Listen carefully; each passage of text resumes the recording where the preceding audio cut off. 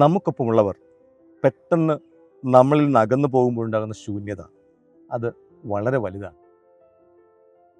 ആ വിടവ് നികത്താൻ മറ്റാർക്കും കഴിയില്ല എന്നാണ് യാഥാർത്ഥ്യം. പൊരുത്തപ്പെടാൻ എടുക്കുന്ന സമയം വളരെ നിർണായകമാണ്.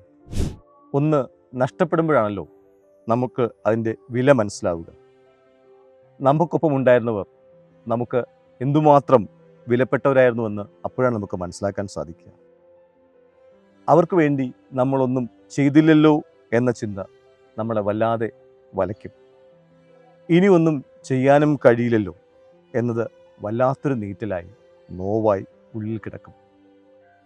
ഒന്നുകൂടി കണ്ടിരുന്നെങ്കിൽ എന്ന് അറിയാതെ ആശിച്ചു പോകും.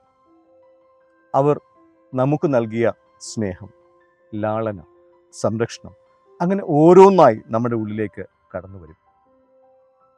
നമ്മൾ എത്രത്തോളം അവരെ ഒഴിവാക്കിയിരുന്നു, എത്രത്തോളം അവഗണിച്ചിരുന്നു. ഈ ശൂന്യതയ്ക്ക് മറുപടിയില്ല. ജീവിത അവസാനം വരെയും ആ ശൂന്യത നമ്മളിലുണ്ടാകും. കാലം കടന്നു പോകുമ്പോൾ കുറച്ചൊക്കെ ആശ്വാസം കിട്ടും എന്ന് കരുതാം.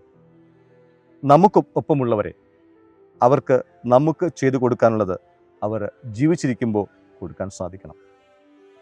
അവരുടെ കാലം കഴിഞ്ഞ് എന്ത് ചെയ്തിട്ടും കാര്യമില്ല. ഒരു വാക്കുപോലും പറയാതെ, അവസാനമായി ഒന്ന് കാണാൻ കഴിയാതെ നമ്മളിൽ നിന്ന് അകന്നുപോയവർ എത്ര പേർ. ശൂന്യത, ആ ഏകാന്തത, ഒരർത്ഥവുമില്ലാത്ത കാത്തിരിപ്പ്. നന്ദി മാറ്റിവെക്കുമ്പോൾ അത് എത്രമാത്രം ആഴമുള്ളതാണെന്ന് ആലോചിച്ച് വയ്ക്കാം. നന്ദി പ്രകടിപ്പിക്കാൻ, ക്ഷമ പറയാൻ, കൊടുക്കൽ, പരിഗണിക്കൽ, അതിന് നിറഞ്ഞ മനസ്സുകൾ എന്നും ഉണ്ടാകും.